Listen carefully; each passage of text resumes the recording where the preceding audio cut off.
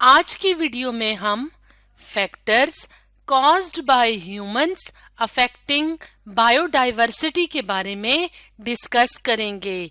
यानी वो कौन सी बातें हैं, वो कौन सी वजूहात हैं जो कि ह्यूमन एक्टिविटीज की वजह से होती हैं और वो फैक्टर्स क्या करते हैं, बायोडाइवर्सिटी को अफेक्ट करते हैं, यानी बायोडाइवर्सिटी को मुतासिर करते हैं। सबसे पहले हम ये जानने की कोशिश करते हैं कि बायोडाइवर्सिटी किसे कहा जाता है। तो बायोडाइवर्सिटी कहते हैं variety of life on earth, और इस वैरायटी में क्या क्या चीज़ें शामिल हैं, प्लांट्स शामिल हैं, एनिमल्स शामिल हैं और इनके अलावा मुख्तलिफ तरह के छोटे छोटे लिविंग ऑर्गेनिजम्स भी शामिल हैं। तो वैरायटी ऑफ लाइफ को अर्थ के ऊपर क्या कहा जाता है? बायोडाइवर्सिटी। अब हमारे प्लेनेट अर्थ के ऊपर हमारी जो ज़मीन है उसके ऊपर बायोडाइवर्सिटी का बैलेंस रहना, तवाज़ुन में रहना बहुत ज़रूरी है, क्योंकि कोई भी इन्वायरमेंट तब तक ठीक रहता है, कोई भी माहौल तब तक सही रहता है जब तक वहाँ के जो लिविंग ऑर्गेनिजम्स होते हैं, प्लांट्स, एनिमल्स, या हम सिंपली कहें कि वहाँ की जो बायोडाइवर्सिटी होती है वो नॉर्मल रहे, वो बैलेंस में रहे या तवाज़ुन में रहे। क्योंकि हम जानते हैं कि लिविंग ऑर्गेनिजम्स एक दूसरे के ऊपर डिपेंड करते हैं, यानी इन्हिसार करते हैं। मिसाल के तौर पे अगर हम बात करें पौधों की, तो पौधे अपनी खुराक खुद तैयार करते हैं। इन्हीं पौधों को कुछ दूसरे लिविंग ऑर्गेनिजम्स खुराक के तौर पे इस्तेमाल करते हैं और उन ऑर्गेनिजम्स को कोई दूसरे ऑर्गेनिजम्स अपनी खुराक के तौर पे इस्तेमाल करते हैं। इस तरह से हमारे माहौल में ऑर्गेनिजम्स एक दूसरे पे डिपेंड करते हैं, एक दूसरे पे इन्हिसार करते हैं, और बायोडाइवर्सिटी अगर डिस्टर्ब हो जाए तो दूसरे ऑर्गेनिजम्स का भी वहाँ पे रहना मुश्किल हो जाता है। तो मुख्तलिफ तरह की ह्यूमन एक्टिविटीज़ होती हैं, यानी हम इंसान मुख्तलिफ तरह की सरगर्मियाँ, मुख्तलिफ तरह के काम करते हैं जिसकी वजह से बायोडाइवर्सिटी मुतासिर होती है। अब हम ये देखेंगे कि कौन कौन से ऐसे फैक्टर्स हैं, कौन कौन सी वजूहात हैं जिनकी बिना पे बायोडाइवर्सिटी मुतासिर होती है। तो इसमें सबसे पहली एक्टिविटी की बात की जाए वो ये है कि जो ह्यूमन एक्टिविटीज़ होती हैं, मुख्तलिफ तरह की सरगर्मियाँ किसी भी जगह पे, किसी भी माहौल में, और लॉस ऑफ हैबिटेट। हैबिटेट कहते हैं किसी भी एनिमल या प्लांट या लिविंग थिंग के रहने की जगह।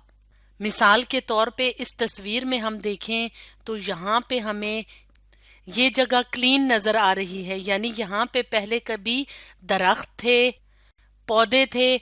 अब ह्यूमंस ने इस जमीन को अपने इस्तेमाल के काबिल बनाने के लिए क्या किया है, यहाँ से पौधों का खात्मा कर दिया है, पौधों का खात्मा किया है ताकि यहाँ पे शहर बनाए जा सकें, जिसमें कि मुख्तलिफ इमारतें शामिल हैं, रोड्स बनाए जा सकें और बिल्डिंग्स वगैरह बनाई जा सकें। तो जब इस तरह से हैबिटेट लॉस हो जाएगा तो क्या होगा, या इस बात का क्या मतलब होगा कि पहले यहाँ पे जो पौधे थे, जो जानवर थे, उनका घर यहाँ से ख़त्म हो गया है, यानी वहाँ की बायोडाइवर्सिटी क्या हो गई है, अफेक्ट हो गई है, मुतासिर हो गई है।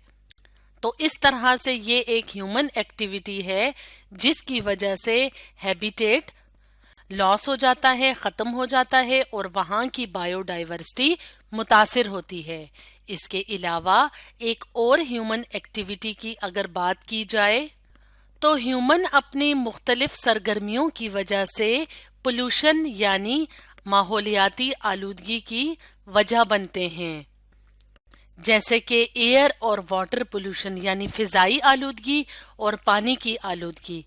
जैसे इस तस्वीर में अगर हम देखें तो यहाँ पे हमें मुख्तलिफ फैक्ट्रियाँ नज़र आ रही हैं।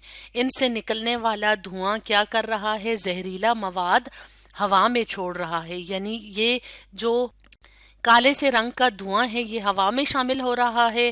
اب وہاں پہ جو برڈز، جو پرندے ہوں گے، جو لیونگ آرگنزمز ہوں گے، تو ان کا سانس لینا مشکل ہو جائے گا اور یہ زہریلا مواد ان کے جسم میں داخل ہو جائے گا، یعنی ان کی زندگی کو خطرہ ہوگا، کیونکہ یہاں پہ جو ہوا ہے وہ کیا ہے؟ آلودہ ہے، گندی ہے. اس کے علاوہ ہم انسان اپنے ضرورت کے لیے گاڑیوں کا بھی استعمال کرتے ہیں، اسی طرح کا دھواں گاڑیوں سے بھی نکلتا ہے.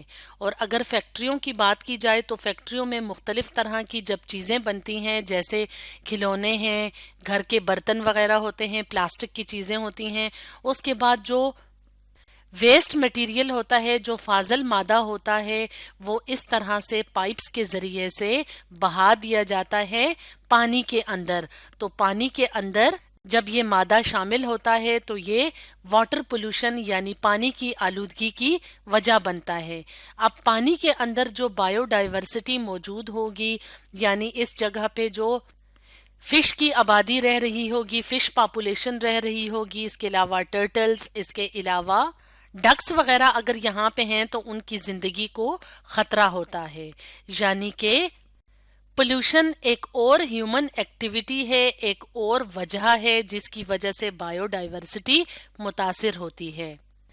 ایک اور ہیومن ایکٹیویٹی یا ایک اور وجہ جس کی وجہ سے بایو ڈائیورسٹی متاثر ہوتی ہے وہ ہے ڈی فارسٹیشن.